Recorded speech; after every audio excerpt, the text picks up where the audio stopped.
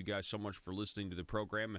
You have found the intersection of conservative ideas and reality. We're building a liberty machine here, and we are really glad that you're with us. Yes, we're the final stretch. Here, coming up, I guess, in the next segment, we're going to be talking with potential Republican candidate for governor, Jan Morgan, and asking her what Christmas means to her, which is a continuing segment that we've been doing. We have interviewed quite, a few Arkansas politicos, and it's been very, very rewarding. Our whiteboard this week just says two words. It just says King Jesus. That's what it says, King Jesus. And I'm going to elaborate on that later in the week. I'm going to do a little segment on what Christmas means to me. I've asked all these legislators what Christmas means to them. I'm going to tell you guys what Christmas means to me. And anyway, let's get started. Let's get started with this guest op-ed in the Arkansas Democrat-Gazette by Congressman Rick Crawford, French Hill, Steve Womack, and Bruce Westerman. This was a special that they did on taxes. Now, first off, before I begin here, it is I just feel like self-evident truth that the left and the Democrats and the progressives, they are putting out falsehoods on what this tax policy is, what it means, what it's going to do, because first of all, it's going to be successful. The interesting thing here is that, let's be honest. Not everybody's getting everything they want. This isn't the kind of tax policy that that is really, really exciting to me, like in an esoteric way, as a limited government conservative constitutionalist that really just wants to send the government less money. These revenue-neutral tax cuts aren't real tax cuts and things like that. The government doesn't seem to want to get the spending under control, and so there is that, okay? And that's a potential problem, but let's just talk about taking the corporate tax rate from 35 down to 21. That's huge, makes us actually competitive in the world. We have one of the most uncompetitive corporate tax rates in the entire world. The ability to repatriate some of that money, and that's all in the specifics, and that's the corporations, the corporate side of things. But on the individual level, and this is what the left doesn't want you to know, on the individual level, the average person, middle class individuals are going to be paying less taxes to the federal government. Can we say, can we just take a moment and think about how this would not even be, like, there would not even be a whisper of this if Hillary Clinton were in office. The idea that middle class Americans are going to pay less in taxes. All right, now keeping up with this article here, you feel free to put it up whenever you're ready. Again, our House delegation in D.C., Crawford, Hill, Womack, and Westerman. Fulfilling our promise of a fair and simple tax code is a top priority in Congress. Excuse me. For decades, tax season has brought unnecessary stress and anxiety on families across our state and nation.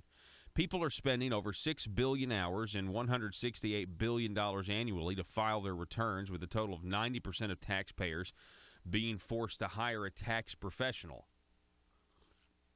On November 16th, we supported and passed the Tax Cuts and Jobs Act in the House, while the Senate passed its version on December 2nd. For the first time in more than 3 decades, Congress voted to move forward with tax reform legislation.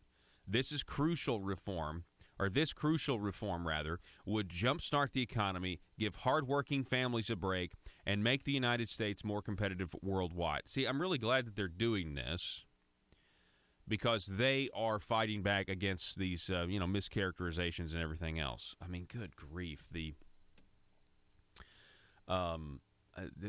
folks on the left and what the millennials are getting on Facebook and everything, it's just simply not accurate. Okay, it's just simply not accurate. And you know what? If you think it's so radical, and you think Republicans are being so radical with their tax policy, I challenge you. You know, matter of fact, we need to do this during this hour.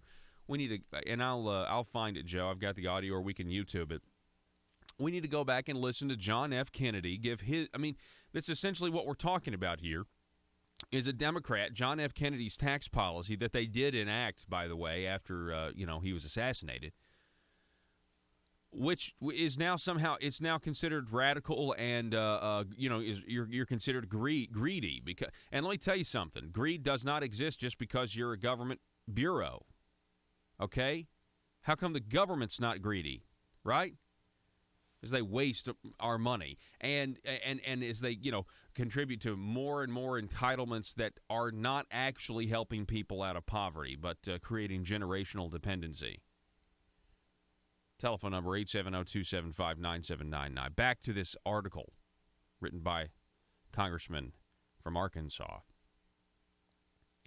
Now both chambers are in a conference committee, a place where selected members of both bodies meet to reconcile the differences between their respective tax reform bills. The goal of the conference is to agree on a final tax proposal that reforms America's out-of-date tax code, lowers and simplifies taxes for working families, and boosts economic growth, all of which lead to more jobs and higher wages here in Arkansas. As your representatives, our objective is to sorry, here I've got the lights glaring on me. As your representatives, our objective is to keep key provisions in the final bill that allow families and individuals to invest in themselves. We believe Arkansans know how to best spend their hard-earned dollars, not Washington. Our goal is to see lower individual tax rates, an increase to the standard deduction, and the elimination of Washington-generated loopholes. With nearly 77% of Arkansans taking the standard deduction, doubling the amount would put more money in the pockets of citizens across the natural state.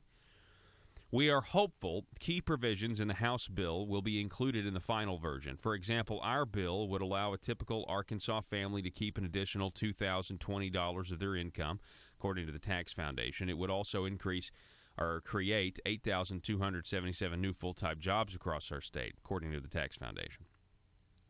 In addition, we want to ensure an increase in the child tax credit from $1,000 to $1,600, a boost that would help most working families. For entrepreneurs, we would like to eliminate the alternative minimum tax. And, of course, I think the Senate version doesn't eliminate it. It just, tweaks it a little bit, raises so it'll be a problem again eventually as inflation kicks in. By lowering our corporate tax rates and ending double taxation on foreign earnings of American businesses, we would incentivize business and investment to return home, bringing more jobs with them. Reforming the nation's tax code provides better opportunities for people to succeed and live the American dream. Our ultimate goal is to grow the economy, simplify the tax code, and ease the financial burden on families. This is our chance to make it easier for people across our state to navigate our tax system and provide them with significant relief. That's a good phrase there. Remember that, significant relief.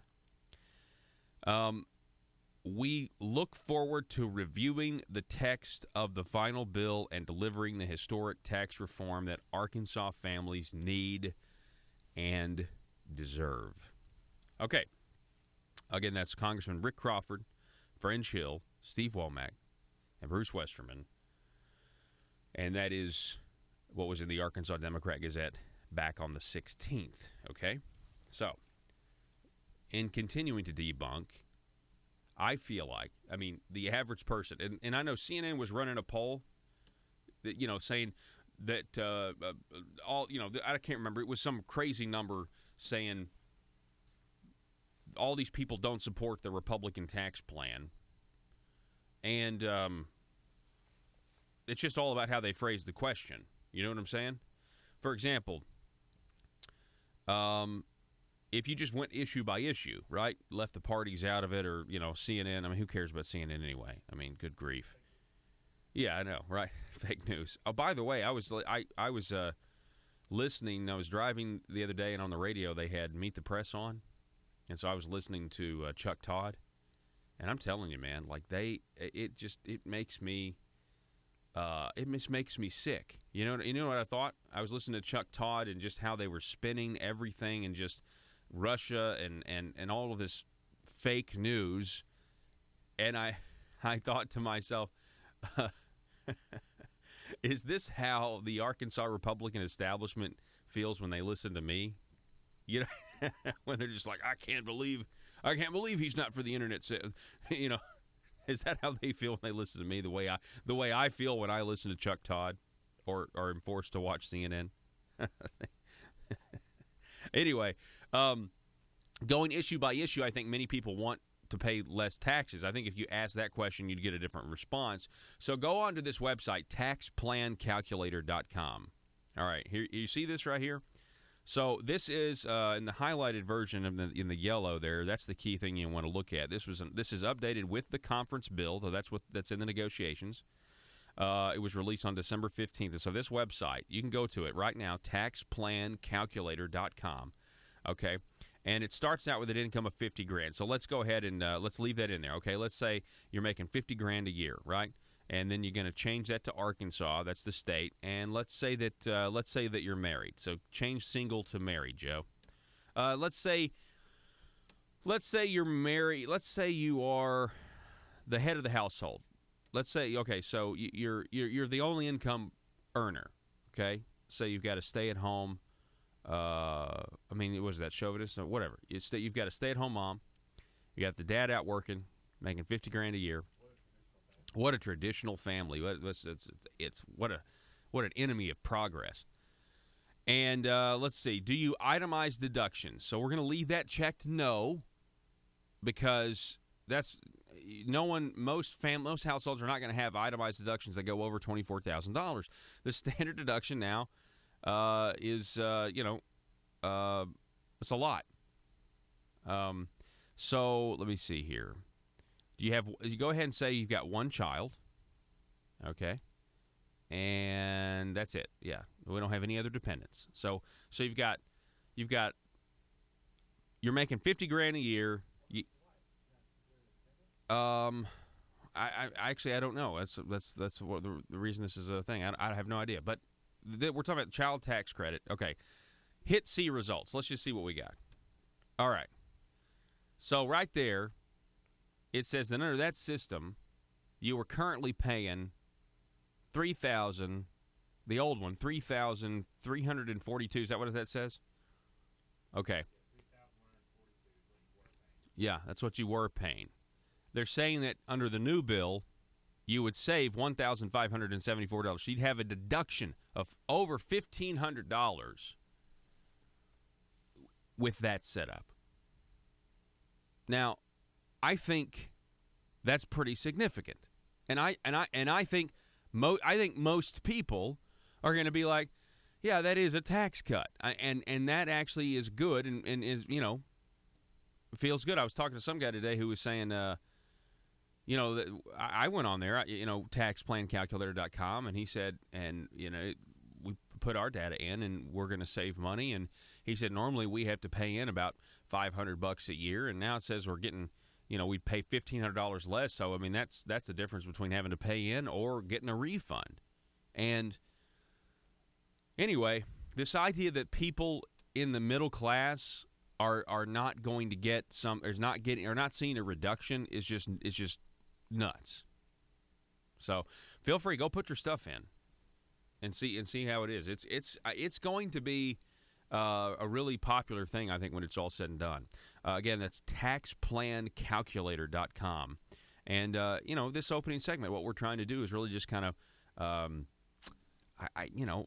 fight back against these liberal narratives that are going on out there about, the tax plan and the tax policy. This could be a really significant week. My only critique is they're not making it retroactive, and I so wish that they would have. I wish they would have gotten this done, back in February or March or something. All right, folks, we got to take a break. You're listening to the Paul Harrell Program. Merry Christmas to you. Back in just a moment. Merry Christmas from the Paul Harrell Program and Conduit Media.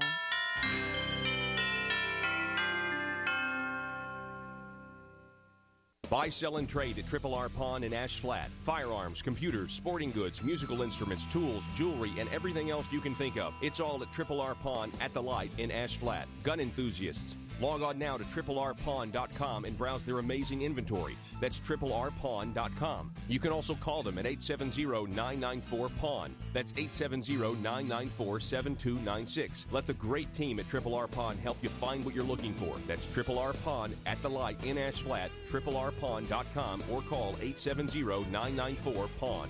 If you're like me, you believe that small business is the heart of Arkansas's economic engine, and it should be viewed that way by the politicians in Little Rock.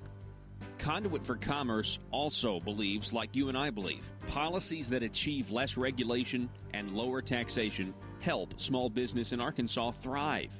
Other policies like small, constitutionally consistent government and reducing citizen dependency on government keeps it from growing and expanding its influence on our daily lives. Conduit for Commerce works every day to educate the general public and legislators on these important priorities in the name of Arkansas small business. By the way, contributions to Conduit for Commerce are tax deductible. Log on now to conduitforcommerce.org and click on Contact Us on the right side of the page. That's conduitforcommerce.org. Go there now and learn the facts on protecting small business in Arkansas.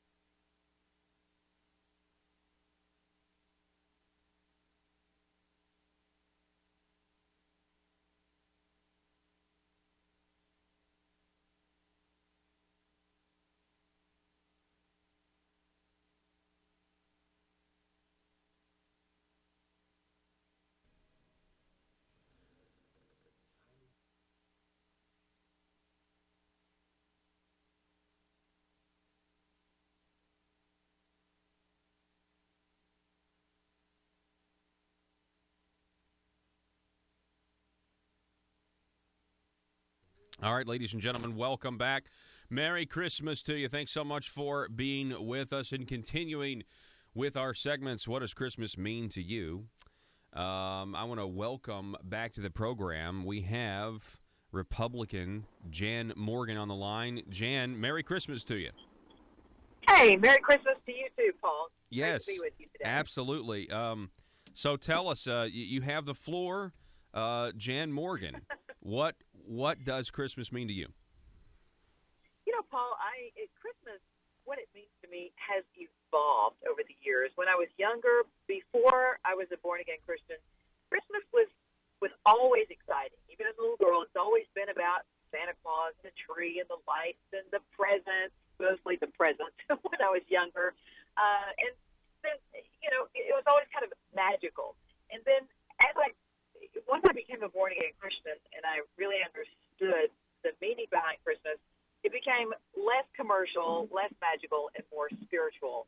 And so, you know, I look at Christmas now, and it is all about the birth of my Savior, our Savior, and what that means and what God did for us so that we would have salvation. And in fact, you know, when my daughter was born, because I was a born-again Christian before my daughter was born, so because I missed out on all those years of knowing really the true meaning of Christmas, I wanted to make sure from the very beginning that she knew and understood. And so even as a little girl, as a toddler, you know, 2 or 3 years old, I started a tradition of baking a birthday cake for Jesus. You know, and she and I would do it together, and I would let her write, you know, "Happy Birthday, Jesus" on the cake, because she did understand birthdays. That was a big thing to her, and so she understood that on this day it was his birthday, and you know, so that was my way of hoping that she would understand and have a more spiritual approach to Christmas every year than I did all those years, because I missed out on that. Wow, yeah, that is really good, and it can be tough, you know. I mean, you have some parents that you know. Let me see. How do I say this? Hang on. All right. Well, I'm trying to. So you have Santa Claus, and Santa Claus can take you know, a lot of attention away from the religious significance. Is what I'm trying to say.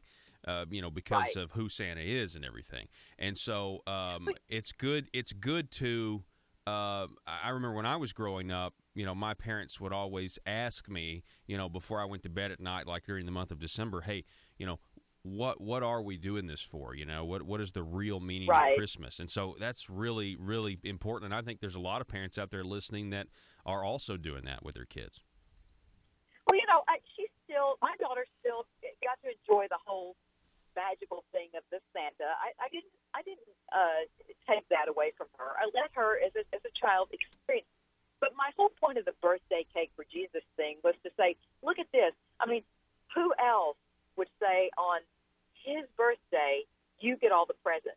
To explain to her that that's what Christ is about, that he's all about us and giving to us, that God gave him to us. And so, that she, at a very young age, that was the way that she could understand it. And it was, she still got to enjoy all of the Santa stuff. Absolutely. But, yeah. Okay, so we're almost out of time. We're talking with Jan Morgan. Jan, just real quick, how's the campaign going? I guess we got a minute and a half. And are you going to announce a formal announcement soon that you're running for governor? Oh, Paul, we have a big announcement on New Year's Eve at the 5-Star Theater, and there are a limited number of tickets. If you haven't already gotten your ticket, you should go online, or go to my Facebook page, the5startheater.com, and get your tickets. They're $50 each, and that gets you a dinner. You're going to spend New Year's Eve. We're going to have a great party, and we have a big announcement. We'll be broadcasting it live on Facebook for folks who can't come. So just stay tuned for that. All right, that's fantastic. Jan Morgan, I appreciate it. And if I don't get to talk to you again before Christmas, I just want to wish you a Merry Christmas to you and your family. Thank you, Paul. Thank you, Paul, and Merry Christmas to you and yours. All right. Thank you, Jan. I'm excited about that announcement, folks. New Year's Eve, that's fantastic. In terms of, what a great time to, she didn't say it was, she's announcing, but she does say that there is an announcement. And so what a great time to if you're going to announce to run for governor of the state of Arkansas, why not announce on New Year's Eve? That's what I'm saying. I think it's really, really good. Yeah, bringing in the new year with good news. There's a viable alternative in the Republican governor's race. Her name's Jan Morgan. We got to go. Back in just a moment.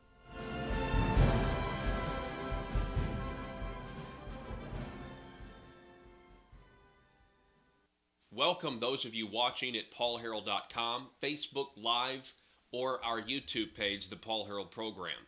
This is the set where we shoot our Wednesday weekly videos for our Patreon subscribers. And if you want to get on board and get extra Paul Harrell Program content because you want to partner with us, you believe the show has value, you want to help us keep the show on the air, you want to help us grow the show, you want to help us make videos like this one even better, then you need to seriously think about subscribing to Patreon. It's patreon.com/thephp. That's patreon.com/thephp. Get extra content today, partner with us, and help build the Liberty Machine. We're asking you to partner with us for as little as $5 a month. Now, you can go up from there. You can go to $10 a month and get extra features, or $25 a month and become a Conduit Media Insider. But for $5 a month, you can really help us out. You can get extra content. You can see what we talk about on sets like this. And I promise you, you won't be disappointed. Thanks for watching. Back in a moment. Paul Harrell, weekdays from 4 to 6. Learn more at paulharrell.com. Actually good. I was worried it was the opposite for a second, and I was like, well, add another one to the list. You know what I mean? And add another egg to the list. This is going in the right direction. But it's still pretty stringent. Colorado, for instance, will let them train a 5-to-1 ratio. Oh, wow. Missouri has no ratio. They say you train as many as you want to there. So, I mean, this is actually, I'm really glad that you brought this up. It's hard. Is it hard to find good help? I mean, is it hard to find these people who want to be craftsmen? It is very difficult, and I think it starts back in our junior high schools and high schools, Paul. I mean, when I went to school, I took woodshop classes, and there were welding classes, and there were all kinds of things that at least yet let young students know that there were other options. Mm-hmm. And I'm not sure where I got the construction bug, but I got it early, and I enjoy it, and it's a great profession, and there's just a lot of opportunities. And you don't have to get on an apprenticeship program and go through that if you don't want to. I have two brick masons that work for me that started about 16 years ago. One was a young bricklayer, and one was a helper. They were working through a broker at the time, which during the boom here, that's how a lot of the labor was handled. These two young men, 15 years later, have become very, very good brick masons. They've done everything they have to do to set up their businesses, get all their insurances in place, and meet all of our requirements to run a business, and they both have six-figure incomes today. Wow. Wow. Now, they're very good at what they do, and they work very hard, but there's a lot of opportunity out there for people that just weren't of the mindset to go to college. Well, and you brought up college, and you brought up, junior high and high school. So, I mean, I remember from my experience, it was communicated to me by just, I would say, society in general, as well as, once you got to, let's say, the 9th grade, okay, it's like, okay, if you want to be somebody, you've got to go to college, and so now your grades really matter because these are the transcripts that they're going to look at, right? There's so much emphasis, on college, and I'm not disparaging everybody. I'm sure there are exceptions, but it seems like we measure the success of a graduating high school class by how many people get accepted into college, how many people are going to college, and now you consider the debt that people are racking up.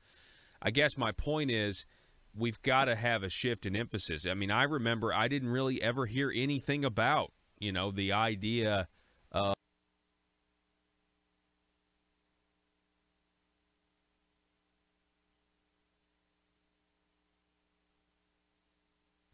Welcome back, ladies and gentlemen.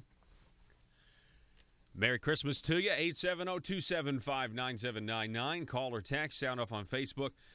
I have been really slacking these last couple of broadcasts because I had, our Facebook audience is growing, and it seems like the last couple of broadcasts I'm slow to actually get on Facebook, so I can participate in the broadcast with you guys. So, a lot of people commenting on that interview we just did with Jan Morgan here on the Facebook page. That's always good to see. Levita writing, a lot of progressive Democrats and rhinos are going to lose sleep all night New Year's Eve. Let's make Arkansas great again. That's really, really good. There's a lot of, the conservative base is just ready. I think they are ready for a actual conservative that will just do what they say they're going to do.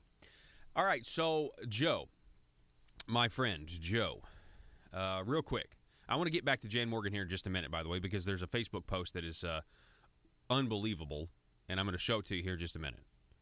Okay, it has to do with ACE's stance on the Second Amendment. But before I do that, I wanted to give Joe an opportunity to tell you, our listening audience, what Christmas means to him. So, Joe, what does Christmas mean to you? Well, I'm gonna take this question. I'm gonna go with two different times in my life. First, I'm gonna talk about what Christmas meant to me as a kid, because it wasn't that long ago. It was only 9-10 years ago that I was considered a kid. Actually, it was more like I'm 23, so 5-6 years ago that I was considered a kid. Yeah. And then what it means to me as an adult. Yeah, what's considered a kid? Used to fly fighter pilots, fighter jets in World War II, and that's just a kid though now. Yeah. Extended adolescence. It's destroying our society. Continue, Joe. So, Christmas as a kid, it's all about the presents. I grew up going to church, went to a Catholic church. I just kind of sat there. I was more of an uninterested party that sat in the crowd and just listened and knew all the right things to do. But Christmas to me was all about the presents, getting to spend time with family and my cousins. Because, granted, I grew up in Northwest Mississippi with my family with most of my family within driving distance. So I could my cousins lived 5 minutes from my house, so I could go see them whenever I wanted. But it was just a good time to have all of the family there. But as an adult, Christmas means something totally different now. It's a time of giving and a time of to look back on all the things that have happened during the year and to give thanks for all the good things that have happened, and most importantly, to really look at why we're here on this earth. And it has nothing to do with living a good life. It has everything to do with we're here to spread the gospel. We're here to tell the world who Jesus is and what he's done for us as people.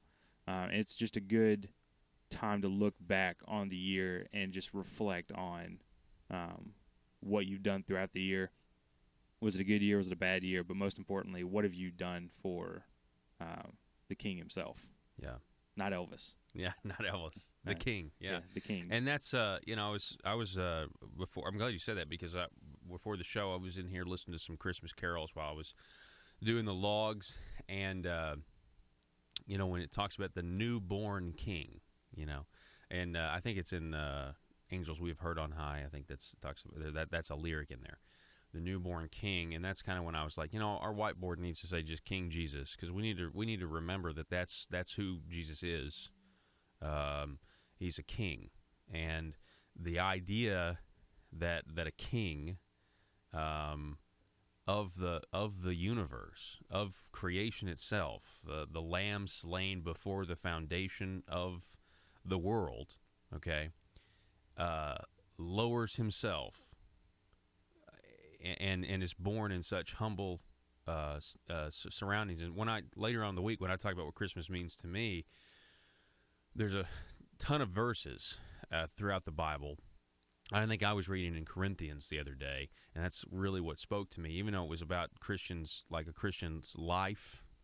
But it does talk about how, God takes what we consider wisdom and turns it on its head, and makes the wise hear fools, and makes the fools wise. And the foolishness of a king, of God himself, being born in a manger is foolish from the standpoint of how he deserves, what he deserves.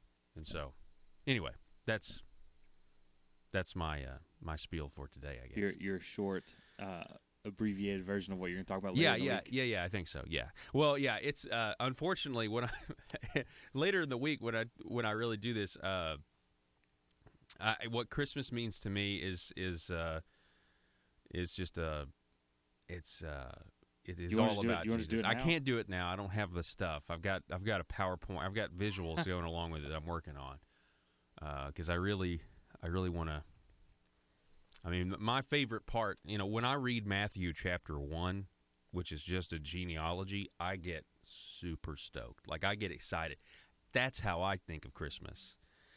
When I read Matthew 1, I think of the birth of Christ, because it is, the genealogy itself, if you ever take a look at what it took to get somebody of the house of David, is immense. Okay, so I used to work church camps, and we had a camp pastor come in one time. So camp pastors, for those of you who haven't been to church camp before, is someone who just comes in for the week and talks about whatever subject they want to talk about. Joe, hang on. You're not Catholic anymore, right? No, I'm not Catholic anymore. Okay. All right. Well, we had a question. I haven't been Catholic for 5 or 6 years. Yeah. Yeah, 5 years now. 5 years. Yeah. Okay. But anyways, yeah. Thank you for the question. It was. I mean, somebody was in. I think they wanted to know the answer to that question. Let me just put it that way. Yeah, I'm not Catholic anymore. I used to be. Okay. So I'm a Christian now. so Which that means, that's no, gonna, yeah, that's going to make people mad. That's going to make some right, people mad. Man. You can't talk religion and politics. That's going right? to make some people mad. We're doing both today. Yeah. So real quick, the camp pastor story. He was talking about the genealogy of Christ and how different it is compared to other genealogies at this time. One of the major differences between other genealogies written at this time compared to that of Christ in Matthew is that there were specific women that were pointed out. Normally, in a genealogy of this time, if there was a woman to be noted, it would say daughter of this person, wife to this person, and they would continue the genealogy that way. And they would talk about their kids that way. They would never specify the woman's name. But in the genealogy of Christ, there are 3 women specified. All of them are harlots. Mm-hmm. So this guy, what he said, and it killed me. He said, so to get Christ, we had a ho, ho, ho, and a Merry Christmas. Oh. I was like, wow. Oh, no. That's good. That's good. Telephone number is 870-275-9799. That's 870-275-9799.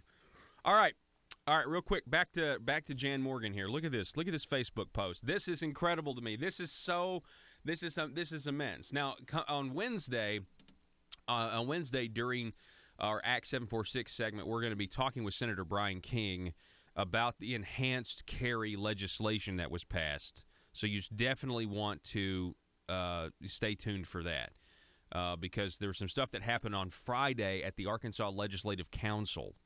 Okay, so definitely need to keep that in mind. They basically are, these enhanced carry rules for instructors and everything else. It's just a complete mess, and the whole bill was garbage. So this, first of all, is a screenshot of Asa Hutchinson for Governor's Facebook page that he's put ads out everywhere because he's trying to compete with Jan Morgan's massive social media following. And he's going to try to compete, and on the social media front, he's just going to lose. I don't know I think they know that, and they're hoping that not having a social media advantage, because Asa doesn't have one, and he's not going to have any kind of advantage, not anywhere close. Okay. I think they're, worried that may be foreshadowing into, electoral futures. So Asa for Governor's Facebook page commented on another post, and he said this because he's getting all kinds of criticism. Arkansas is a constitutional carry state. That is not inconsistent with a requirement for a license to conceal carry. This is my interpretation of current law, and everyone should also check with their local prosecutor because some have different interpretation. This is what Asa Hutchinson is saying. Now, first of all, for somebody who is supposed to be or who is the head elected official of the executive branch, which is in charge of law enforcement, what kind of circus is he presiding over when he's saying, but check with your local prosecutor on that because, this is just I could set things straight if I wanted to, but check with your local prosecutor on that because some have different interpretations than mine. You're the chief executive officer of our state. What kind of kangaroo state are we running here? I mean, this is ridiculous. So, that's the first point. The second point is Asa Hutchinson is very worried that the public's going to find out, many already have, that he is weak on the Second Amendment, okay, that he believes in permission slips to exercise your rights, that he ignores the Arkansas Constitution, let alone the United States Constitution, and he's essentially putting out an arbitrary policy that's not based on the rule of law. It's based on him trying to protect the Arkansas State Police's revenue source and revenue stream, and it's a complete joke, all right? But the second thing to take from this is that he knows the criticism is out there. That's why he is now saying, and this is carefully crafted language, by the way, because, see, now Asa can say, well, I say that it's a constitutional carry state. So he is now taking the other side's argument. Let me say that again. Asa Hutchinson, because that's the only way he can win. He can't just be honest with you and tell you about, him wanting to regulate it. Asa Hutchinson is taking the other side's argument. He's taking the conservative argument by saying we are a constitutional state. Well, our constitutional carry state when it comes to guns. And people are going to say, what are people going to say? They're going to be like, oh, okay, all right, that's good. I'm voting for him. That's what they're hoping he's going to do. I got a question, Paul. Yeah. I'm going to show a little bit of my lack of knowledge of what the governor's supposed to actually do, because I'm not 100% on all of what they're supposed to do. When was it? Well, the executive branch is in charge of enforcing laws. Okay, but when was it Asa's job to interpret the law? He says this is my interpretation of the current law. Why? It's not his job to interpret the law. That's good. That's actually really good, Joe. Very good observation. So, and it's like when Obama tried to interpret the law and just not enforce things anymore that he's supposed to enforce, And it's just, you're not doing your job. He knows he's weak on the Second Amendment. That's why he's now saying this. And it's important that you recognize carefully crafted language and you tell your friends at the water cooler about it too. He is now going out on a limb to counter Jan Morgan's message because she's clearly knows way more than he does about the Second Amendment, and clearly is got the edge here. So he is now trying to take her position so he can say we believe the same thing. It's carefully crafted language at its finest, and it's really a means of deception. So he says Arkansas is a constitutional carry state. That is not inconsistent with the requirement for a license to conceal carry. Now, all right, the third point, his statement doesn't make any sense. If you're a constitutional carry state, you can't say that and then immediately say, oh, and by the way, you got to have a license to conceal carry. It is inconsistent. That's not inconsistent? No, it is inconsistent. You are being inconsistent. And the fact that he wrote this it just blows my mind. I don't know how he wrote that and thought that, well, it's not, I mean, what la-la land is he in? Arkansas is a constitutional carry state. Okay, you make a claim. Now, there's a lot of Arkansans that maybe don't even know what that means, right? But again, with Act 746, it gives you it decriminalized the possession of a weapon, not just a gun, but a knife or other weapon. That if you can carry it on your person, you can carry it concealed, you can carry it open, right? And because it's your right to do so. And if they want to charge you with a weapon, they want to charge you with a possession of a weapon, they have to be able to prove that you are going on your way to do something illegal with that weapon. And that's a very difficult thing to prove. So that's what the law says. That's why you got people that do get arrested sometimes, but the prosecution drops. They don't ever pursue it because they know they can't get a conviction because they can't prove what was going on in somebody's head. So, anyway, there's just so much wrong with this. This is my interpretation of current law, and everyone else should also check. This is my interpretation. I'm the governor. I should be setting the standard, but instead, what we want, I mean, ACE is encouraging that we have these little mini jurisdictions where people are not going to have some sort of guarantee that they're going to be treated equally on one, in one county versus another county, or in one, prosecutorial district and another. What is that the kind of government you want? I mean, that's the definition.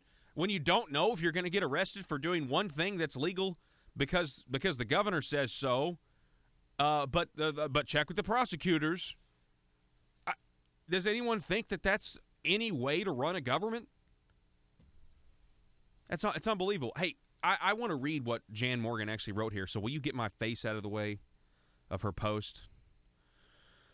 This is what Jan Morgan wrote as she posted this comment of Asa for governor in this nonsense that he wrote, and then she posted her own, and she has actually got 7 points. I like it. Alert, Arkansas gun owners. The most egregious statement of the year award goes to the governor of Arkansas. His first sentence is correct. Arkansas is a constitutional carry state. Regarding the rest of his post, number 1, apparently he doesn't know the definition of constitutional carry. Number 2, he must believe gun owners in this state are too ignorant to know better. Number 3, he hasn't read Article 2 of the Arkansas Constitution. Number 4, he hasn't read Acts 486 or 746. Number 5, he doesn't know the difference between a right and a privilege. Number 6, He just gave prosecuting attorneys in this state a permission slip to make your gun rights in their county subject to individual interpretation of the state constitution and state law. Number 7, Rhino. That is a very succinct social media beatdown of just complete ignorance. He doesn't know the definition of constitutional carry, but here's the thing. Number 2 goes on with my point. The only thing I would add here, he must believe gun owners in this state are too ignorant to know better. He does believe that, but it's important that you understand what he's doing. He is now taking the other side's position. We have seen this before when the governor took sides in primaries, and there were incumbent senators who were big government Obamacare supporters, okay? In the past, the incumbents were honest, and the incumbents said, we did vote for the private option because it was the best way forward for our state. When the voters found out it was Obamacare, they lost.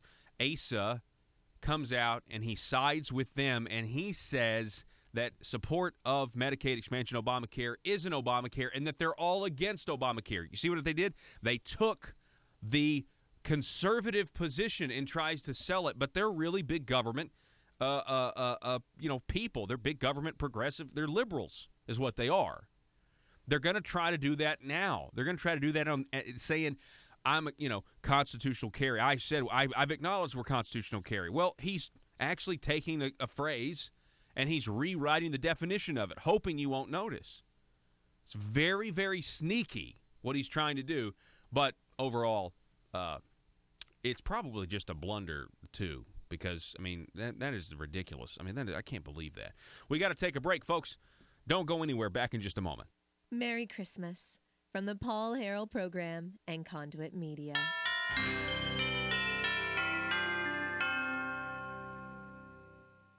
In a world full of constituents with social media accounts, bloggers just looking to increase their page views, and a talk radio host who generally is just the worst, how are Little Rock's elite supposed to conduct business with such a lack of privacy?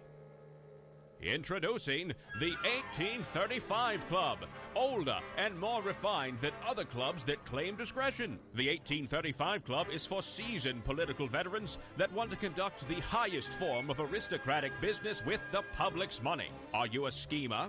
Do you someday want a guaranteed flow of taxpayer money to support your business? Is it your dream to see the .gov domain at the end of your business website? Don't listen to the imitators. The 1835 Club is the place where corrupt politicians and businessmen hatch their next crony schemes. At the 1835 Club, we make lobbying safe and legal. Ethics. Why, of course.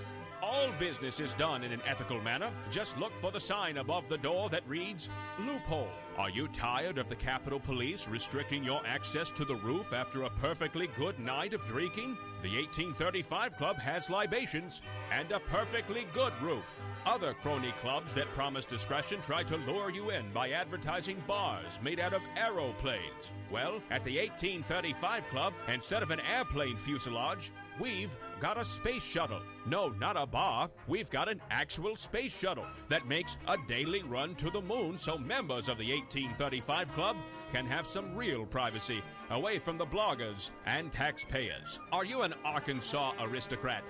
Do you want to be? It's the 1835 Club, and we work tirelessly to make sure the good old boy system remains alive and well. Join today. Disclaimer. The 1835 Club reserves the right to deny membership to anyone who has principles. Any talk of the Declaration of Independence or the Constitution must be done in jest or, at the very least, with a condescending tone. And finally, the 1835 Club will be given a 25% commission of any agreements made between politicians and the business community. PHP Parody. If you would like information about advertising or supporting the Paul Harrell Program and Conduit Media Group, call 870-275-9755. Join the fight against big government and advance the preservation of liberty by calling 870-275-9755. The Paul Harrell Program, brought to you by Conduit Media Group.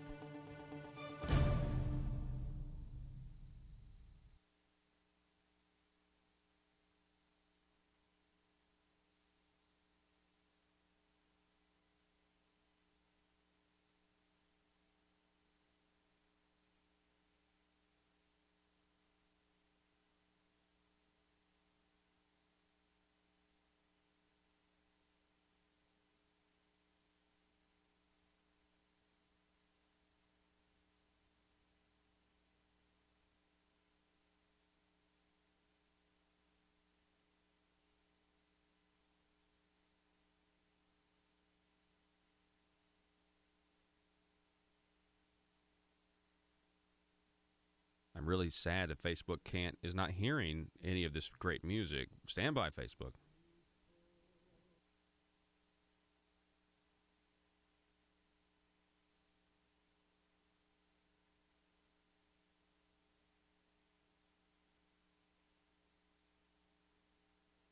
All right, folks, welcome back. Merry Christmas to you. Yeah, our Facebook audience misses out on all of our Christmas music.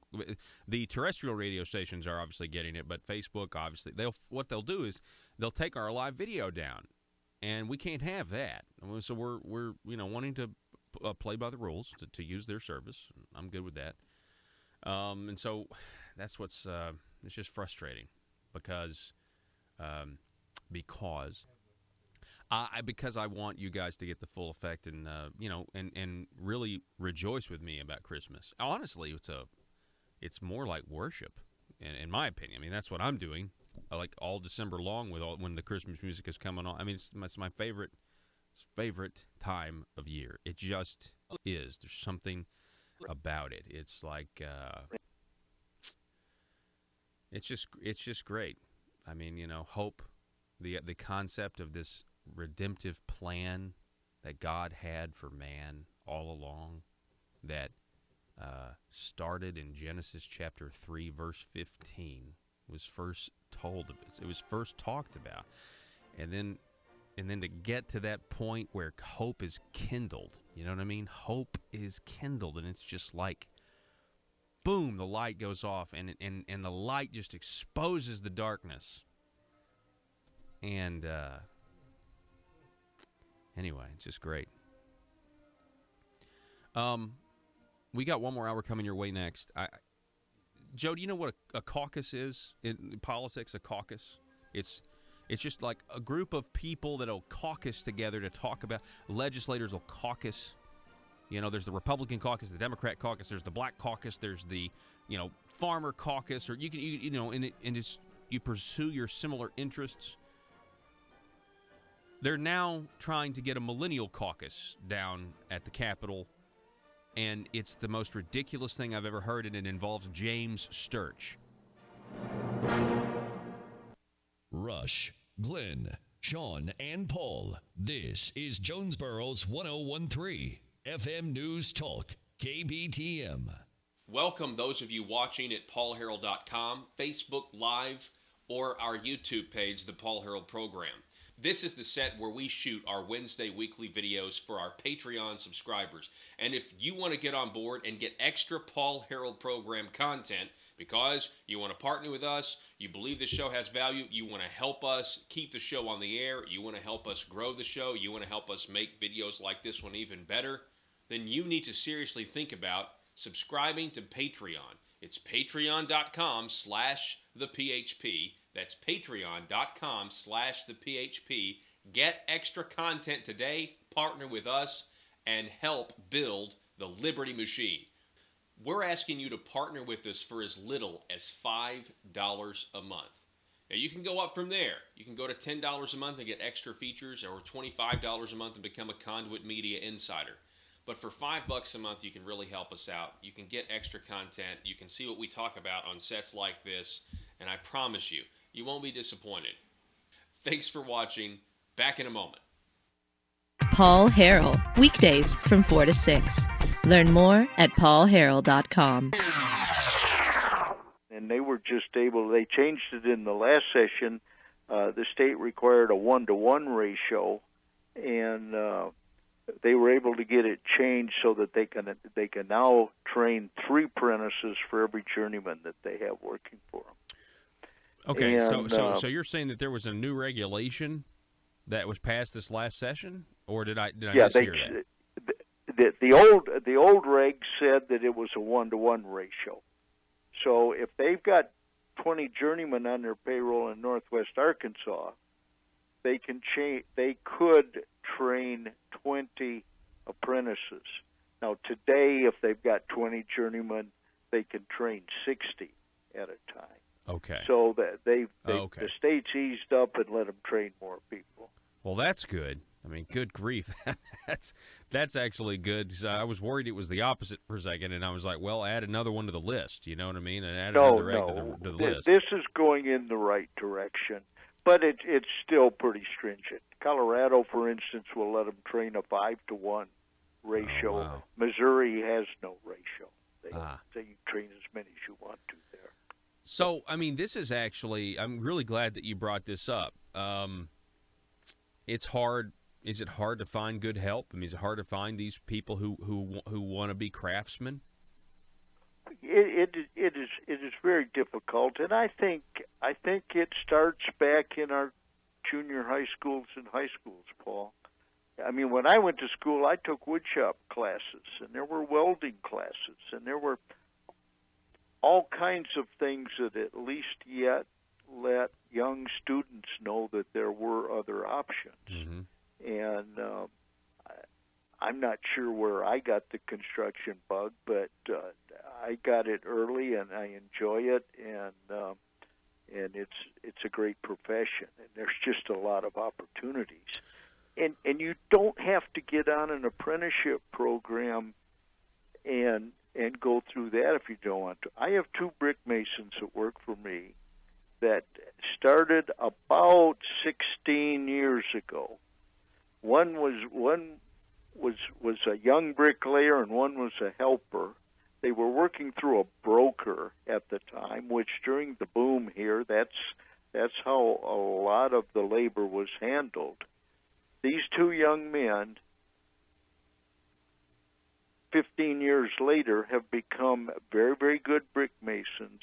They've done everything they have to do to set up their businesses, get all their insurances in place, and meet all of our requirements to run a business, and they both have 6-figure incomes today. Wow.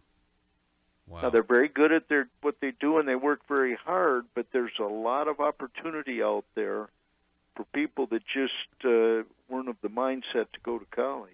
Well, and you brought up college, and you brought up, junior high and high school. So, I mean, I remember from my experience, it was communicated to me by just, I would say, society in general, as well as, once you got to, let's say, the 9th grade, okay, it's like, okay, if you want to be somebody, you've got to go to college, and so now your grades really matter because these are the transcripts that they're going to look at, right?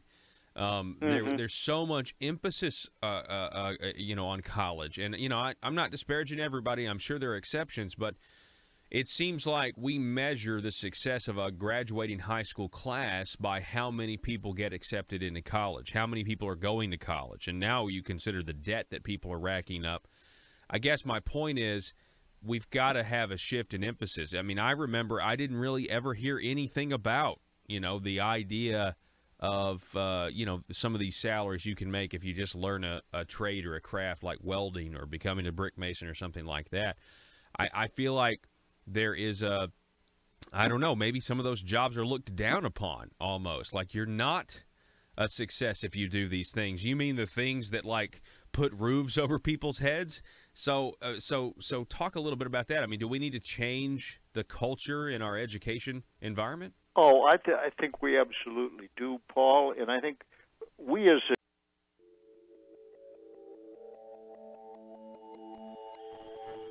the maintenance of a free society is a very difficult and complicated thing. And it requires a self-denying ordinance of the most extreme kind. It requires a willingness to put up with temporary evils on the basis of the subtle and sophisticated understanding that if you step in to do something about them, you not only may make them worse, but you will spread your tentacles and get bad results elsewhere. I think it's time we ask ourselves if we still know the freedoms that were intended for us by the Founding Fathers. If we lose freedom here, there's no place to escape to. This is the last stand on Earth. Whether we believe in our capacity for self-government or whether we abandon the American Revolution and confess that a little intellectual elite in a far distant capital can plan our lives for us better than we can plan them ourselves. You're listening to the Paul Harrell Program, brought to you developed by Conduit Media Group. All right, ladies and gentlemen, welcome to the program. Merry Christmas to you. My name is Paul. You found the intersection of conservative ideas and reality, where we are building a liberty machine. Thank you so much for being with us. All right. I teased this, and Joe and I have been talking about this, I guess, during the entire 6-minute break. This is the most ridiculous thing I've heard in a long time. There's now a move down at the Marble Palace to form a millennials caucus, an under 45 caucus. That's right. It doesn't matter if you're a radical Democrat leftist or a radical Republican leftist. You have to, you can be a member of this caucus just to stand up for, I guess, young people and how we are discriminated against as millennials, which I don't claim the millennial title. You guys know that.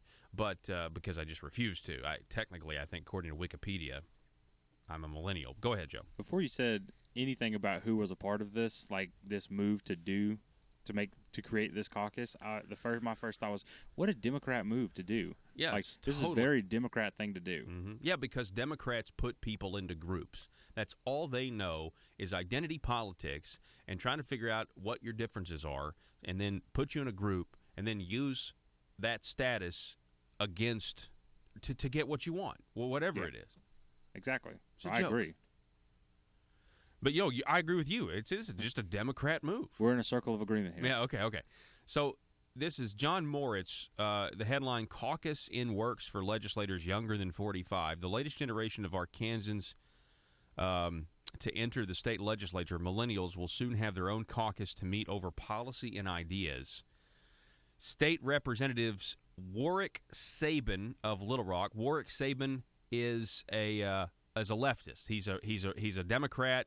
The exact concept of the leftist radical Democrat. That's who Warwick Sabin is.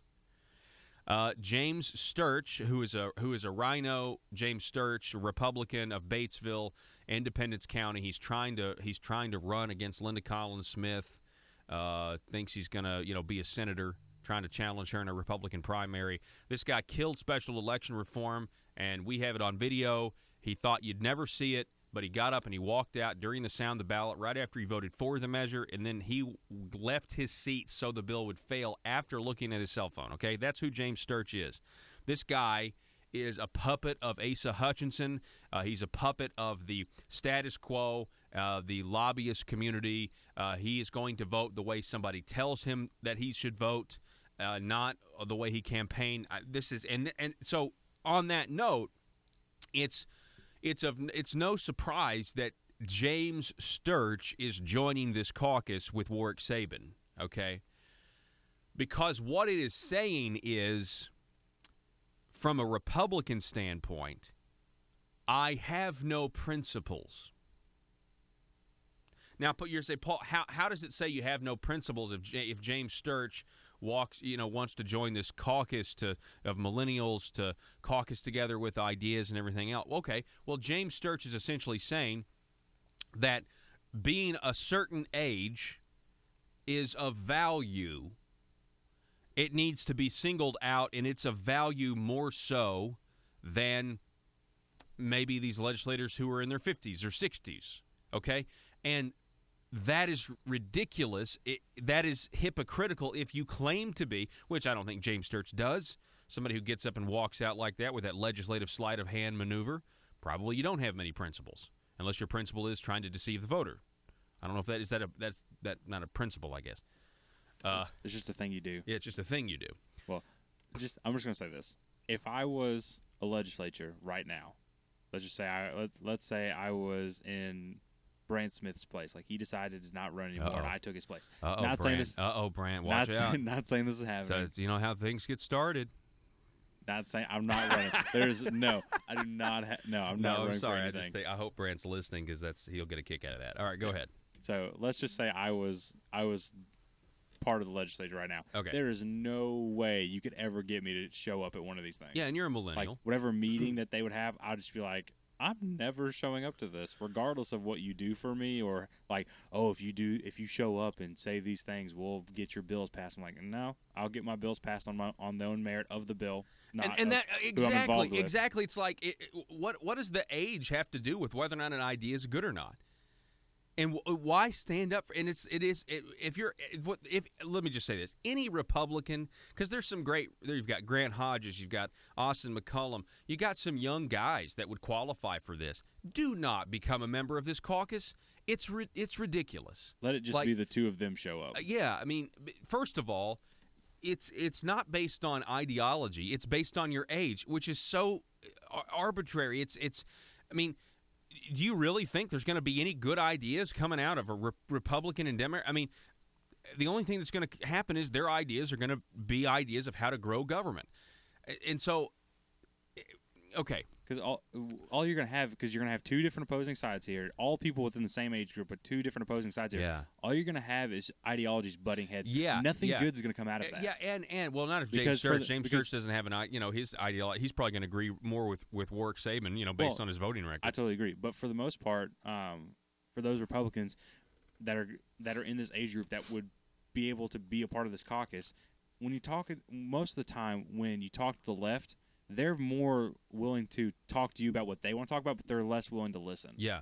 Like I've met very few liberals who actually are willing to listen. And they want to burn down Berkeley. Exactly. Well, who just want to give an exchange of ideas. Yeah, they don't want to do that. And again, about speaking of burning down Berkeley, when you want to disagree, I mean, James Sturge, by going along with this, again, you're just okay with the identity politics that the left is putting out there. I mean, that's what you're doing. And he probably, that's never even crossed his mind. You know why? Because you know what this millennial caucus is really about?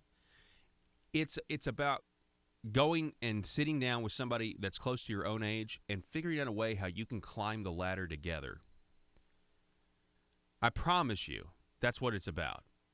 Because, you're the same age. It's like, hey, we're the future of Arkansas. We're Arkansas, we're young, we're millennials, and we can run this state, and that's all it'll be. It'll be just a way to make deals and a way to look out for each other's political future. That's what it is. If you want to climb the ladder politically, do it off of your own character and off of your bills and off of your things you do for the state. As much as I despise a Republican establishment right now, okay, we can agree that's a caucus you should be a part of in theory because the platform are based on these are the things we're trying to, and they're based on principles of conservatism, limited government, lower taxes, less regulation. You know what I'm saying? Supposedly not, entitlement programs that disincentivize work and all this other stuff. Yeah, caucus with them all day long, but don't put these stupid arbitrary age restrictions. I mean, you're saying you don't have principles. You're saying that, well, if a 60-year-old comes up with a really good idea, I think, if only you were 30. If you were 30, I just feel like that idea would resonate. You're just showing yourself to be, kind of an idiot. I think groups are stupid in terms of putting people into groups to say, we're now an identity and we need special privileges or we're different than you. You're not different than nothing is new under the sun. Go ahead, Joe. Another thing that gets me about this is normally groups are put together, like when you start saying this is this group and this is this group, whatever, by whatever standard you use. Most of the time, they're based off of like-mindedness, or they have a similar goal. This does not show a form of like-mindedness or a similar goal because it's two opposing parties, Democrat, Republican, going to be sitting in a room together. Yes, they're young. That's their only conjoining factor is they're young. So comparatively, stupid. But they have no other resonating factor that actually would put them in a room together normally. Exactly. Can you imagine, like, I'm 33. I walk up to another 33-year-old. I'm like, oh, you're 33? Oh, I bet we agree politically. That's ignorant. Like, that's the stupidest thing in the world. Like, oh, you're the same age as me. I bet we agree politically. I can guarantee you I can go onto Arkansas State's campus and find another 23-year-old like with a stone's throw and go, what's your ideology on politics? And they'll probably go, I'm a liberal. Yeah, and I'd go, well, we disagree. Sorry, see ya. Yeah. I thought you would agree with me because we're both 23. That's the exact same thing you're doing here. Yeah, but it only makes sense. Let me tell you something. If this only makes sense in the mind of a leftist, Like they think they're listening to this and like, I don't see what the big deal is. James Sturch, a Republican, listening to this, he's probably like, I don't see what the big deal is. We're the same age, so it's just because we're the same age, we should agree. These people just makes look, man, sense, though, Paul. These people are in high school. By the way, Warwick Saban is like 40. He's 41. I wonder if he's not even a millennial, by the way. I wonder if James Sturch was looking out over like the cafeteria. I don't know where they go eat lunch or whatever when they're in session. He looks over the cafeteria, just sees all of the segmentation of there's old people over here and there's young people. What over is here. funny is must make a caucus. That Capitol cafeteria down there is kind of territorial, in terms of. There's people I know. I mean, as a limited government conservative, the times that I've eaten down there, it's just it's full of awkwardness because there's all these politicians that I've criticized, and James Sturch, if you really want to make it's just full of awkwardness. I'm like, all right, yeah, here we go. I'm going to be next to these people that I just disagree with on policy, and I disagree with their voting record, and I. In some cases, I've questioned their character because I don't understand why you tell the people one thing and then do another. James Sturch, if you really want to make a caucus like this, make one that's called the Asa Yes Men. Yes. The only people who are allowed in are rename it Asa. Thank you, Joe. The only people who are allowed in are Republicans that agree with Asa. Mm-hmm. Those are the only two things you have to do. You have to be Republican and agree wholeheartedly with Asa in most of what he does. Mm-hmm. And then that's all you have to do to get in. And that way, in this way, we can have with this caucus, we'll know. Who is part of Ace's Yes Men? We don't have to guess anymore. Yeah. It's all there. Yeah, you should do it. You just show up. Mm-hmm. Matter of fact, Ace should start it so he could, make a list and make sure, shore up the people. And then check it twice and find out who's naughty or nice. Mm-hmm. Right. The ones who don't join would be the naughty. Yeah, of course. But it is this right here, the Millennial Caucus, this concept, right? It's like, you know what people are saying to me right now? I guarantee you, Paul, why does everything have to be about politics? Well, because in government it is. The government just doesn't do things apolitically. I have news for you. Everything a government does has some sort of political agenda. It just does. This is high school, man. These people, they want to just build a cool kids table. That's what they want. And it's not just the millennials. You see, it's everybody. Like, everybody down there wants to be at the cool kids table. They want to get in, and that is it never ends. I want you to know if you're listening to me right now, we got kids who are out of school that possibly are listening to the program. You're in high school. You think, man, some people. I had a great time in high school. I love high school. I had a good time in college, right? I had, and you know why I had a good time in high school? Because I had great friends. And I appreciated those friendships, and the same thing goes for college, right? It was really all about the people that you're around. That's when I think, when I think back on, but high school or whatever, there's people out there that say, I didn't have a good time in high school or whatever, or I didn't like it, I didn't like the, just the whole thing, and I hate the politics of it, the cool kids, the groups. You know what I'm saying? And you think, it's going to be different, though. It's going to be different. Eventually, I'm going to grow up. You may say something like, I'm going to grow up and get out of this town. I'm going to go be somebody. Go do it, by the way. Go do it. All I'm telling you is right now, high school, in that mentality of I'm trying to, sit at the cool kids' lunch table, it never goes away. It never goes away. These guys in leadership, they are the cool kids. They want to stay cool kids. And anybody that may be a threat to that and may diminish their massive egos is going to be isolated, going to be shunned. It's a competition. And it's just really pathetic, actually. I'm sorry to be so pessimistic. Go ahead, Joe. What were you going to say? No, you're fine. But I find this article makes a very good point. It talks about how old Warwick Saban is. Mm-hmm. And back to the article. Sorry, I've been ranting. Saban, who at 41 falls out of the typical millennial category of people born in the 1980s and 1990s. That part right there, the fact that they openly say that Saban doesn't fall in the traditional category of millennials, but yet this whole millennial caucus is anyone under the age of 45. Saban intentionally put the 45 as the oldest part so he would fall under there so that they would have an older leader. Yeah. I think you're right, man. I think that's a good observation. But check this out. In the article, as Saban put it, now the Democrat Saban, he's a leftist, quote, "It's easier to transcend partisanship when you're working with contemporaries." So essentially, we get rid of the principles, get rid of the platform, get rid of the things that we campaign on and, the things that we tell the voters we're going to do in their name, get rid of that and go caucus with a Democrat. I mean, this is an excuse to just caucus with Democrats. And again, do you think, honestly, is there anyone out there, and I'm talking to Democrats too, do you think there is anything that would ever come out of this caucus that is conservative? And the answer is no. And every Democrat listening, if you know that that's true, this has nothing to do. It's like, well, no, it won't be. It'll be nonpartisan, and it'll just do the things that. No, it's going to grow government. That's what it is. Period. It's a joke. And it's James Sturch. Anyway, James Sturch lurched to the Millennial Caucus, which is really what, Joe? It's really called Ace's Yes Men. That's really the name of the caucus. I really like that. That's good. We got to take a break. Back in a minute. Merry Christmas from the Paul Harrell Program and Conduit Media.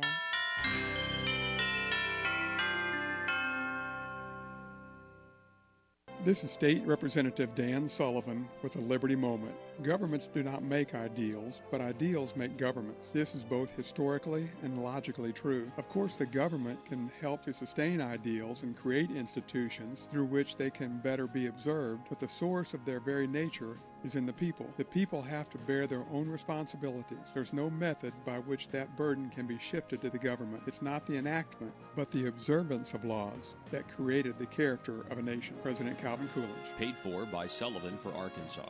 Buy, sell, and trade at Triple R Pawn in Ash Flat. Firearms, computers, sporting goods, musical instruments, tools, jewelry, and everything else you can think of. It's all at Triple R Pawn at the Light in Ash Flat. Gun enthusiasts, log on now to triplrpawn.com and browse their amazing inventory. That's triplrpawn.com. You can also call them at 870-994-PAWN. That's 870-994-7296. Let the great team at Triple R Pawn help you find what you're looking for. That's Triple R Pawn at the Light in Ash Flat, triplrpawn.com, or call 870-994-PAWN. If you're like me, you believe that small business is the heart of Arkansas's economic engine, and it should be viewed that way by the politicians in Little Rock. Conduit for Commerce also believes, like you and I believe, policies that achieve less regulation and lower taxation help small business in Arkansas thrive. Other policies like small, constitutionally consistent government and reducing citizen dependency on government keeps it from growing and expanding its influence on our daily lives. Conduit for Commerce works every day to educate the general public and legislators on these important priorities in the name of Arkansas small business. By the way, contributions to Conduit for Commerce are tax deductible. Log on now to conduitforcommerce.org and click on Contact Us on the right side of the page. That's conduitforcommerce.org. Go there now and learn the facts on protecting small business in Arkansas.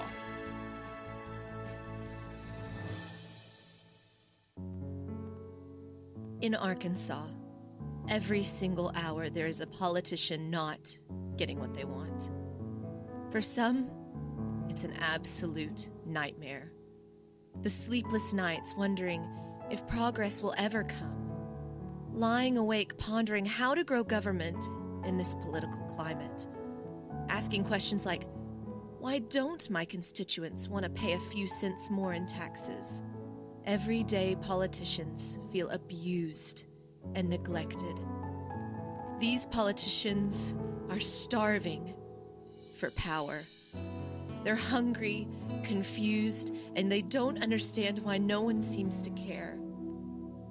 Will you be a patriot and commit today to help these poor, starved for power public officials? It's simple.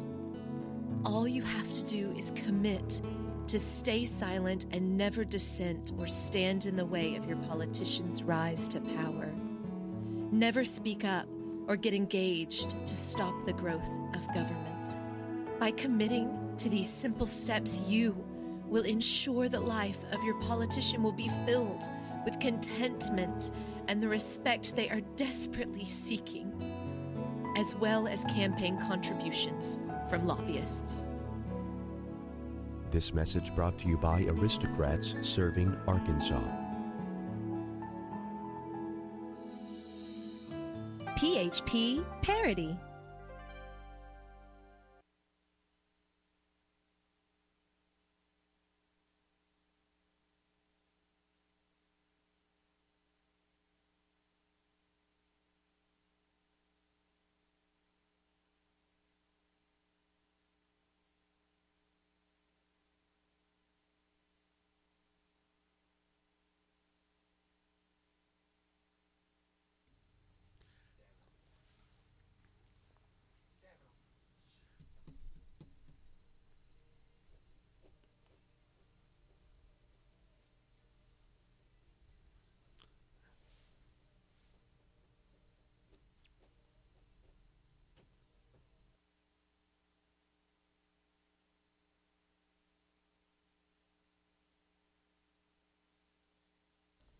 One of my favorites. I love it. Telephone number 870-275-9799. We got a little debate here on what's a millennial, and some good discussion here on the Facebook page. I really appreciate you guys. They got a Wikipedia page. Let's see here. It's pretty simple. 81 to like 2001. They have that cutoff right at basically September 11th. That changed things. And more of your comments when we come back. We're up against a hard break, but I guess Melissa Kohler, who has been on the program, she's posting on her Facebook, but she's been on the program for our Conservative Future segment. She has a Facebook post that is pretty interesting. And I'm just going to give that a quick read. Then more on occupational licensing. Been a lot of articles. That study from Virginia-based, is it Institute for Justice? Is that who it is? Yeah, that thing has just got legs. That keeps. I mean, it's really singled out Arkansas as being an oppressive state. I mean, we're talking soft tyranny here, just to be able to try to work to put a roof over your head. But there's always welfare, am I right? Back in a minute. Welcome those of you watching at paulharrell.com, Facebook Live, or our YouTube page, The Paul Harrell Program. This is the set where we shoot our Wednesday weekly videos for our Patreon subscribers. And if you want to get on board and get extra Paul Harrell Program content because you want to partner with us, you believe the show has value, you want to help us keep the show on the air, you want to help us grow the show, you want to help us make videos like this one even better, then you need to seriously think about subscribing to Patreon. It's patreon.com/thephp. That's patreon.com/thephp. Get extra content today, partner with us, and help build the Liberty Machine. We're asking you to partner with us for as little as $5 a month. Now, you can go up from there. You can go to $10 a month and get extra features, or $25 a month and become a Conduit Media Insider. But for $5 a month, you can really help us out. You can get extra content. You can see what we talk about on sets like this, and I promise you, you won't be disappointed. Thanks for watching. Back in a moment. Paul Harrell, weekdays from 4 to 6. Learn more at paulharrell.com. An industry are working at that now. It's a struggle, but the Home Builders Association in Northwest Arkansas has set up a foundation. We are participating and helping to support some of the high school programs and some of the programs at NWAC and the Technical Institute here in Springdale. But but it's going to take a whole lot more than us at a local level. But we absolutely have to let these young folks know that if you don't want to go to college or you don't have the aptitude to go to college, and you just want to get up and work hard and be smart about it, you can make a very, very good living. And you know, on the apprenticeship program I was telling you about, the total 4-year tuition is $2,400. So you're not going to have a lot of debt when you get done. So how do people? I mean, if people want to apply for that, I mean, what would they do if they're listening right now? How would they get started? You give my contact information, and I'll give them the place to go. Okay. Well, you want me to just give your number out right here on the air? I mean, would that be something to do? Have them email Lance at jbcinc.biz. Okay, Lance. And I'll get them the contact information. Lance at jbc.biz. No, jbcinc.biz. Okay. Joe, did you take that down? Say that for us one more time, Lance. I don't have a pen. I want to make sure yes, we get sir. this. Go ahead. The initials like Johnson Building Company, JBC, INC.biz. Okay. Awesome. Well, Lance, I so appreciate you coming on the program from the Lance Johnson Building Company, because, see, this is a thoughtful conversation. This is a, branching out, kind of even more. I tell you what it does. I tell you what it does kind of highlight is that people who are professionals like yourself, your business and your industry needs a lot better than the government does. Gosh, I hope so. Wouldn't that be terrifying if you didn't? Oh, yeah. Man. Okay. All right. Well, Lance Johnson, I appreciate you coming on the program, sir. Okay, Paul. We'll talk again soon. Yeah, let's do it. Merry Christmas to you and your family. Same to you, sir. All right. Bye-bye. Yes, sir. Folks, that's great discussion there. We're going to take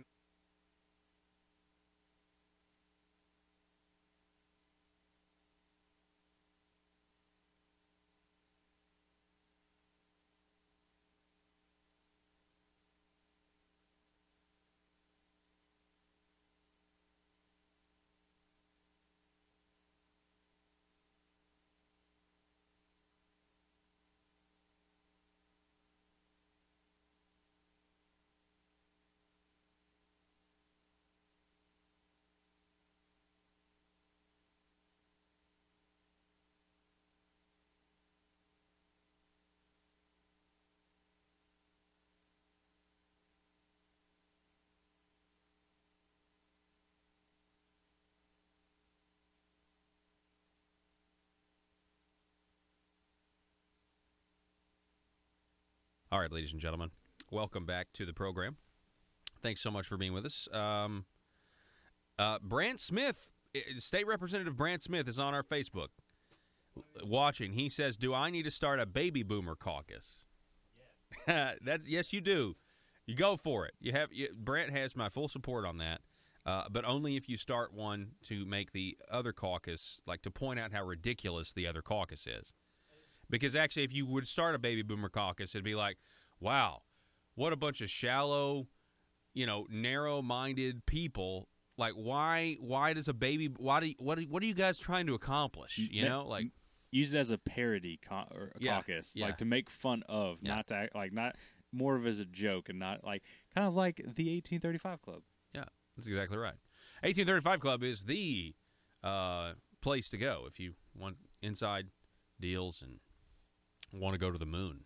Yeah, that's really underrated. When they sell you on the membership of the 1835 Club, you'd be surprised how many people just are scared of the idea of a voidless, or a vacuum. I guess just a vacuum in the coldness of space. They don't even want to go. Well, not just that. It's like them. You get that person. It's like, oh man, do you really go to the moon? Nah, you don't really go to the moon. Yeah. But this is the place to be, so I got to be at this place. What you don't understand is the 1835. Well, they will take you to the moon, and then so that you can have secret, private. I mean, they'll even go to the dark side of the moon just to make sure that you're completely out of the sunlight. Yeah. So they will but a lot of you'd be surprised. And that way, no one's watching. There's a lot of politicians that are schemers, but you'd be surprised how chicken they are. They don't really want to go in a zero gravity environment. They're worried. It's not zero gravity. It's virtually zero gravity. I mean, with all those libations and the acid reflux and the zero gravity, it just doesn't. That's why you get the libations after your meeting. Yeah, doesn't when you work. come back. Right. It's a victory. It's a celebration from the moon. But then they got the landing at sea. It was a meeting. It's actually done. an old Apollo, so it's not actually the space shuttle. It's the old Apollo. So you got the parachute in the water, and it's like then you got those politicians who are scared of possibly drowning. Not to mention, having their blood liquefy in space. Man, or not liquefy, freeze. Doesn't it freeze anyway? Well, technically, boil. If you want to boil? If you want to get down to it, technically, what happens is all of the air and oxygen are sucked out of your body because there's no oxygen in space. It's a vacuum, so all of it gets sucked out of your body, and you kind of explode.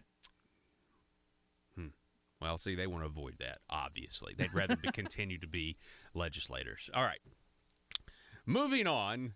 I'm sorry. All right, so Melissa Kohler, she did our Conservative Future segment a couple of weeks ago to rave reviews, except Charlene Fight's husband didn't like it.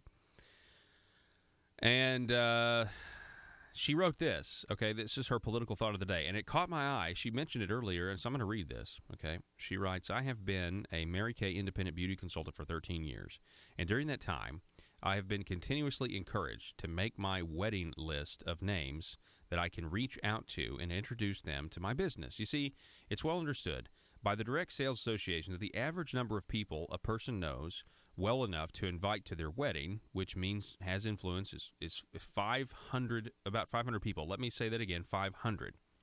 So, what does that have to do with politics? Well, yesterday, the Legislative Council approved rules on the new enhanced carry concealed gun handgun license. Those that voted for the rules have completely ignored both the U.S. and Arkansas Constitution. They try to manipulate the passing with thin and weak words that they might be able to further massage the law or maybe repeal some parts that they already recognize as bad policy. Yet they passed said policies. The legislators ignored expert testimony given by instructors who will have to comply with overwhelming requirements or lose their businesses. While on the very same day, the House legislature put out a canned post through representatives posting on their Facebook pages and the House website about how Arkansas is doing the work to make sure we are not requiring over-licensure and keeping people from being able to work. Confused yet? More on the licensing here in just a minute. Now to my point, Melissa Kohler writes, there are almost 12,000, yes, I said 12,000 members of the Patriots of Act 746 with numerous subgroups of Patriots of Act 746 to help keep localized contact with members. These patriots are passionately against this law, the enhanced carry law. It's garbage. They have been and are continuing to work against it while also actively working to preserve other freedoms, rights, and liberties for Arkansans. So, if each member decides to write their wedding list and helps that list to understand how they are being infringed upon by people who had told them they stand for individual liberty, freedom, fiscal conservatism, etc., well, won't this primary season be so very, very interesting? The news crews better stock the vans with extra tires and snacks to keep up. Maybe those legislative council members that voted yes should have learned a thing or two from their local Mary Kay lady first. Again, that's Melissa Kohler. So this is actually a really good. What do you do? What do we do, folks? We have the establishment. Okay, we have the establishment that is controlling this state. They are doing their best in the Democrat and Republican establishment to stop you and to stop us from seeing the government we thought we were voting for. Just like you have Mitch McConnell and others trying to negate the presidency of Donald Trump in instances, trying to, you hear it, nullify the election, the people in the deep state trying to nullify. We have the status quo in Arkansas trying to nullify the voice of the people. It's the same thing. So what do you do about it? Here's something you can do. First of all, this is why we have primaries. Primaries are a good thing. They're a healthy thing. The primaries in Arkansas, because we are now a Republican state, even if it is a Republican in name only in many instances, the primaries are the general election. It's the only thing that matters. So what do you do?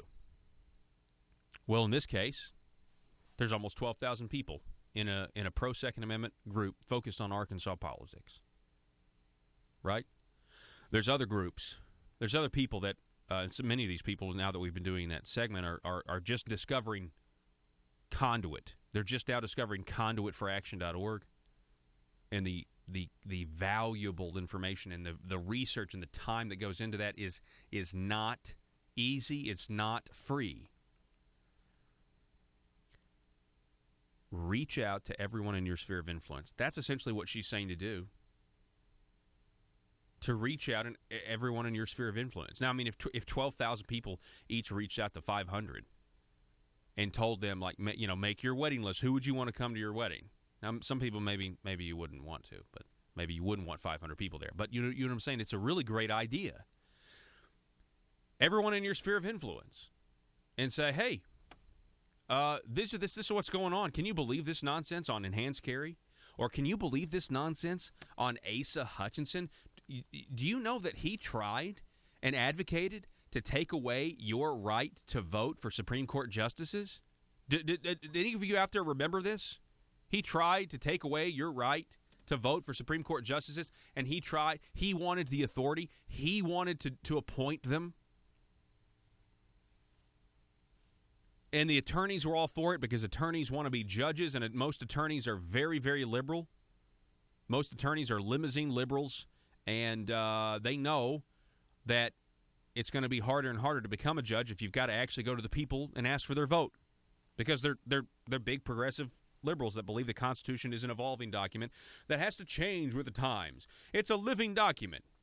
You know, like the Bible. Oh, wait, I thought the Bible mean a living document means it's always applicable throughout time. Anyway, so what do you do? I think Melissa Kohler has the right idea here. This is what we're going to have to start doing for the primaries, but also for these issues, especially.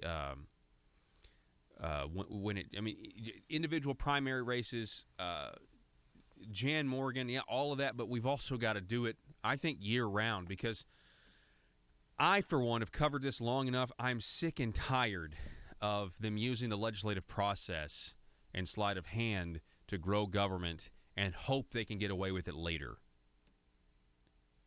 And right now we're moving into the phase of making sure they don't get away with it without the people having a say, being informed. Thomas Jefferson, an educated citizenry, is indispensable to the proper functioning of a republic. He said that.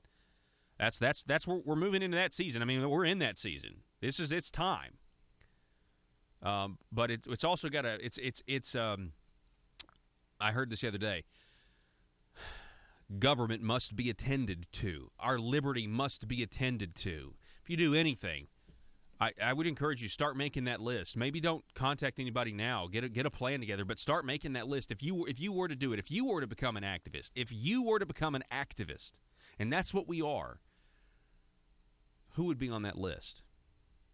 Who would you talk to? We were talking to a dentist, the former head of the dental board, Dr. Phillips, yesterday, and he said in Northeast Arkansas they got 128 dentists, and they see a lot of patients. And he insinuated he's going to be campaigning against Asa, or, telling his patients what Asa did by not accepting the dental nominee that they wanted to put down there. And there's more dentists across the state. There's other specialty groups. And I'm telling you, first of all, with Dr. Phillips, who was here, I can't tell you how thankful I was. I told him after that interview, I said, you have no idea how many people will not just speak the truth plainly in an interview and just tell people what's going on, because when you criticize the government, it's not popular. When you criticize the people in power, it's never popular. But somebody's got to do it. It's time that we get serious about, and I know this is Christmas, and everyone's winding down, and so am I. Okay, on Friday I go on vacation. Friday's my last show, and I won't be back till January the 8th. And so, look, I understand, everybody's, but we've just got to keep in mind that we got to hit the ground running here. The primary season is here. This is the general election. Make your wedding list, as Melissa says. That's good. We need to keep that in mind. All right, on to the licensing. I'm sorry. Rant over. So, yeah, I love this. This December 14th, it's an opinion editorial, ArkansasOnline.com, and the headline is brilliant. It's a great headline. Your papers, please. And a subheadline, Government decides who works. Boy, do they ever. Think about that. The government decides who works.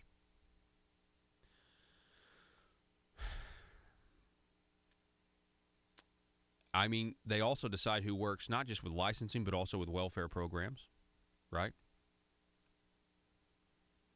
When it's really, in many ways, kind of a vicious cycle. It reads like this. If you're going to be a family doctor and prescribe drugs to our children, yes, please put a copy of your degree and various diplomas, not to mention state licenses, up on the wall. We'd like to see them. Same goes for pharmacists and teachers, opticians, midwives, and school bus drivers, and all the people who make incredibly important, sometimes life or death decisions in this world. But a manicurist? Why does Arkansas require 140 days of training and 2 exams before licensing a manicurist? The lieutenant governor of this state made news, Tim Griffin, he's one of the good guys, made news the other day after a meeting with the feds at the Labor Department. Tim Griffin and his host, Alexander Acosta at Labor, both say that licensing requirements have spiraled out of control, especially in Arkansas. In 1950, only about 1 in 20 jobs required a license, Secretary Acosta noted recently. Today, more than 1 in 4 Americans need a license to legally perform their work.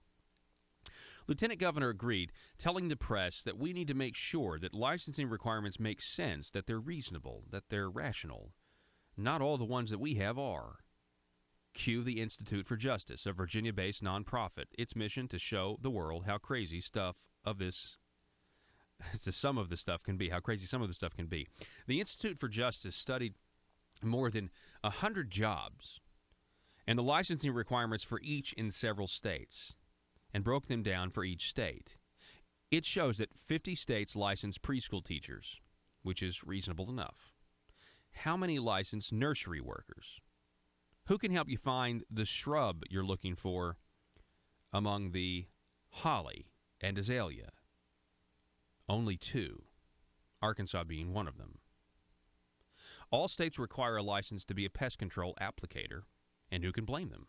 That person is putting out poison near or in your home, school, or workplace. But how any states require a license to be a title examiner?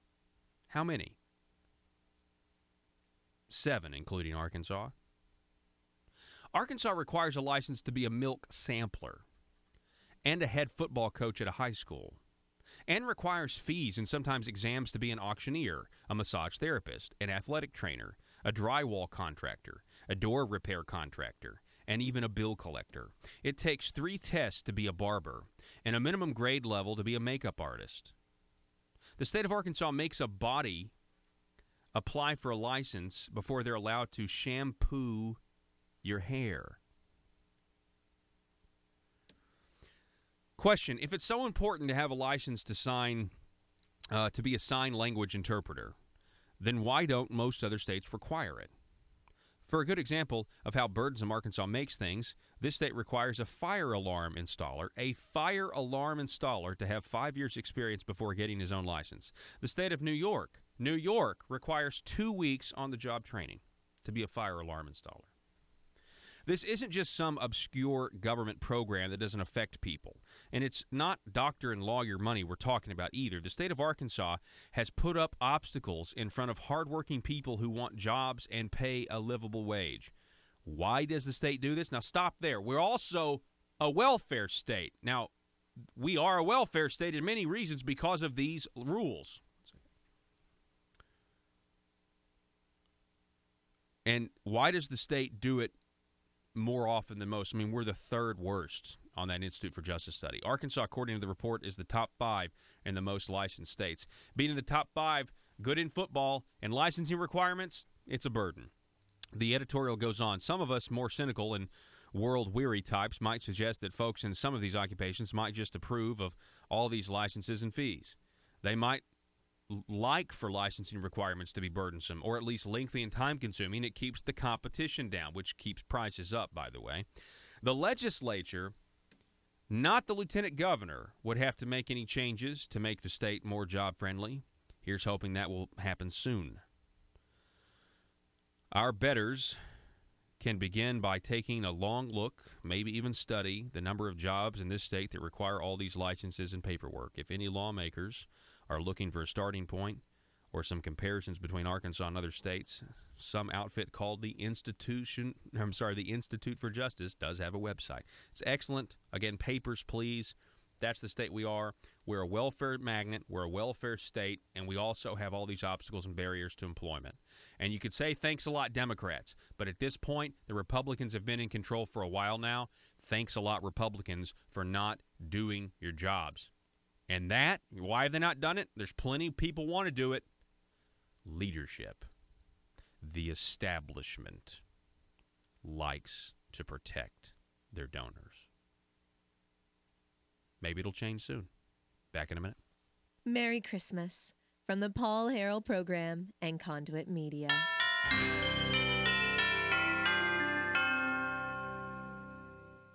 Do you need to advertise your business product or service, but not sure what the best choice is?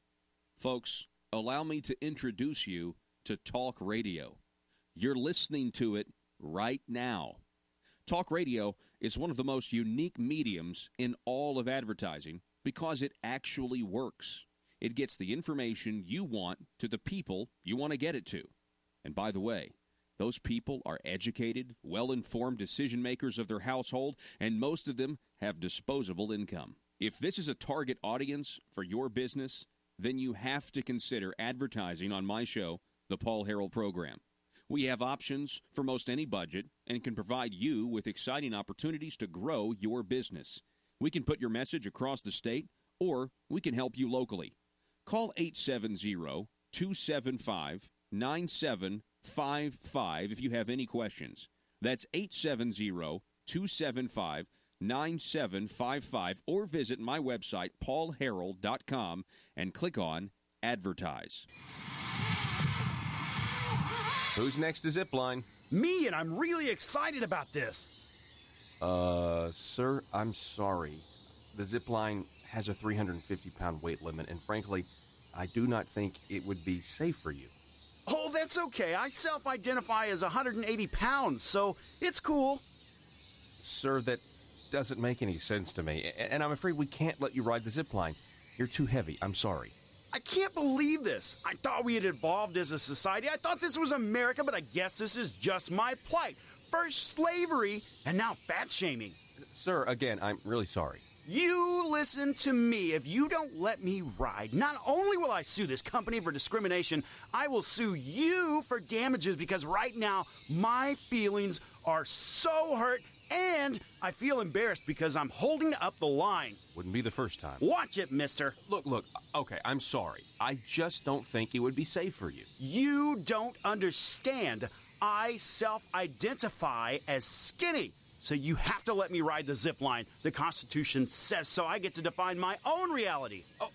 Okay, fine, whatever. Ride the zip line. Mike, let this man ride the zip line. Thank you. Now watch as my self-identity trumps your bigotry. See you on the other side, racist. Here I go!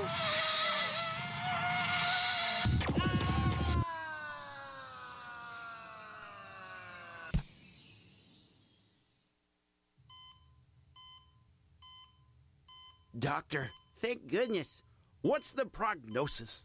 Sir, we've done everything we can, and you only have seconds to live. No, you cannot say that. I do not self-identify as a dead person. PHP Parody.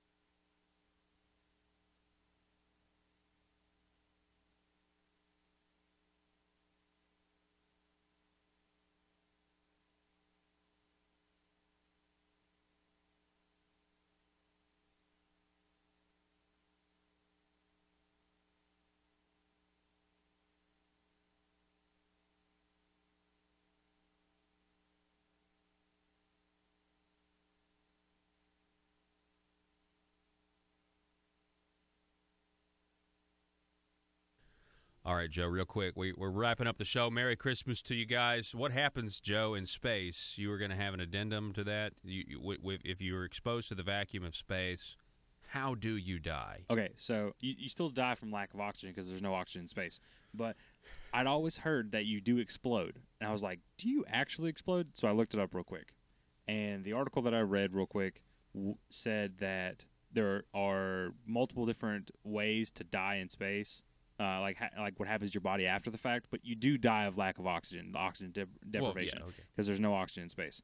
But if your body is nowhere near a heat source, then you just freeze to death, or you freeze, like your body just freezes. Right. But if your body is near a significant enough heat source, your body will mummify. But your body does not decompose whatsoever because there's no oxygen in space, and that's what happens. Bacteria. Yeah. Well, there's no right. Oxygen helps in the decomposition process. There's no oxygen in space, therefore no decomposition. A body just freezes or a body mummifies. One of the two. So it sounds like Battlestar Galactica probably got it right when they threw people out the airlock. I mean, it was just over pretty quick. Yeah. Yeah. You die from lack of oxygen and then you freeze. All right, well, Joe, you saw Star Wars over the weekend, and we are out of time, so no spoilers. Maybe we'll get to that tomorrow. Ladies and gentlemen, Merry Christmas to you as things start to wind down and a new year approaches. Just remember, King Jesus. It's on our whiteboard this whole week. That's what this is about. We will see you tomorrow. Arkansas, be safe.